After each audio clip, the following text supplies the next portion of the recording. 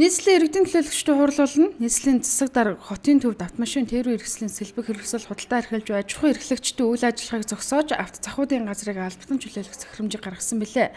Гэхдээ дээрх захирамж нь бизнесийн шударга өрсөлдөө иргэд худалдаа эрхлэх газраа сонгох зэрэг өрсөлдөөний тухай байлиг зөрчсөн гэж шударга өрсөлдөө эрхлэгчийн газраас дүгнсэн мөн авто худалдаачд буюу даа хүрээ өгөөмөр мянган машины зогсоол зэрэг захуудад дэлгүүртээ иргэд нийслэлийн иргэдийн төлөөлөгчдийн хурлын тэргүүлэгчдийн 29-р тогтоол хотын дарга Батүлийн А980 тоо захирамжийг эсэргүүцэн жагсаар байгаа юм а.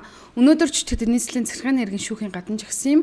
Учир нь тэд нийслэлийн засаг даргын гаргасан авто захуудыг албатан нүлгэн шилжүүлэх шийдвэрийг хүчингүй болохоор нийслэлийн захиргааны иргэн шүүхэд нэхэмжил гаргажээ. Та нар яагаад энэ газрыг сонгосон бэ? Газар зүүн байрлалд энэ чинь болохгүй маа гэд анх дөнгөж шав тавьж эхэлж яхад тэмцэж эхэлсэн. Гэвч бидний үгийг сонсоогүй өнөөдөр ингээд цогцлбор гэсэн нэртэй хагас утуу барилгатаа юу хагас утуу асфальтсан талбай дээр л аваачин гээл ингээд бүр тэмцээд үзээд ингээд байгаа нь юусоо биднэрт бол хүнд хэцүү байна. Тэнд очиод бизнесийнхаа үйл ажиллагааг явуулах нөхцөл бүрдээгүй. Тэгээ энэ одоо ард түмнээ бодохгүй тийм төр гэж арай байхгүй л бит. Тэ төрийн дээр бас хууль гэж нэг юм байгаа. Хүний эрүүл мэнд тэнд чи хохирон тэнд очихоор Иргэд өөрсдөө одоо улс орныхоо хөгжлийг бодоод тэр хөгжлийн бодоод тэр нүүх ёстой байлаа гэхэд тэр газар зүйн байрлалыг судалгаа хийгээгүй заа юу. Ямар ч энэ бизнесмен одоо 8 хийж байгаа хүмүүсээс ямар ч судалгаа аваагүй.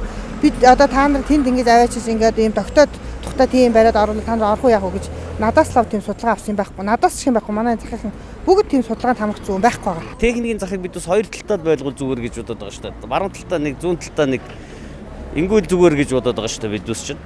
Тэ бидүүс чинь ар гэр дээр чи амьдрал дээр чи ерөнхийдөө бүх амьдралчид одоо ер нь тэр авдал байдаг шүү дээ. Танихаар бол баруун тишээ ямар захууд нөхөстэй юм бэ? Ой баруун талын усуд баруун талтай байж болно шүү. Тэгтээ баруун талтай байхад бэрхтээ. Ер нь өмхийдээ. Ер нь тийм өмхий газар хүний тэр Америк гэдэг чинь цул хор шүү дээ. Худалдаа эрхлэгчид даа хүрээ зах руу явхад 5 жилийн замаар турчиж болдог. Мөн хотын төвд байдаггүй учраас захуудаас олж хотын төвийн төвжрэл үүсээгүй. Харин баруун тишээ нүүвэл 5 шарын уулзурт жинхэнэ бөглөрл үүснэ. Мөн зарахгүй ч машинууд талбайд сул зогсдог. Ийм байхад агаар хүрснээ бохирдол үүсэхгүй. Өөрөөр хэлбэл хотын удирдлагууд үндслэлгүй тооцоо судалгаа хийж худалдаа эрхлэгчдийн эрхэнд талдаж өмхөн үнэртэй хүүтэн газар руу шилжүүлэх нь хууль бус үйлдэлээ гэж өмгөөлөгч хотоор тайлбарллаа. Зарим худалдаа эрхлэгч нар баруун зүүн талдаа автомашины хоёр захтай болох саналыгч төвшүүлсэн юм а.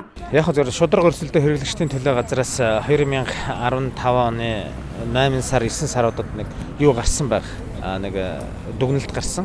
Түүн дээр бол мөн одоо бизнесийн шударга өрсөлдөх нээлттэй явуулах худалдаа бизнес эрхлэх газраа сонгох энэ эрхийг бол зөрчиж байна. Тийм учраас төр бол одоо бизнесийн үйл ажиллагаанд хутгалдан орж байна. Энэ үйл ажиллагааг бол зогсоохон зүйтэй, даслан зогсоох хэрэгтэй гэдэг байдлаар л хандж байгаа юм л. Тийм учраас тухайн одоо төрийн оролцож байгаа үйл ажиллагааг дэмжсэн тушаал захирамжуудыг хүчингү болгуулахаар шүүхэд хандсан ийм л үйл ажиллагаа болж байна. Улаанбаатар хотын төвчрөл агаар хүрснээ бохирдол зэргийг бууруулах зорилгоор авцахуудыг нөлөөхөр болсон байдаг. Өнгөрсөн 10 дугаар сард нээлтээс авто худалдааны цогцлбор төв бүрэн ашиглалтанд ороогүй ч автомашин худалдах бололцоог хангасан. Эхний ээлжийн догчлолтыг хийсэн. Иймээс сахууд худалдаа эрхлэгчид дээрх цогцлбор төв рүү яаралтай нүх шаардлагатай гэж хотын удирдлага үзсээр байгаа юм а.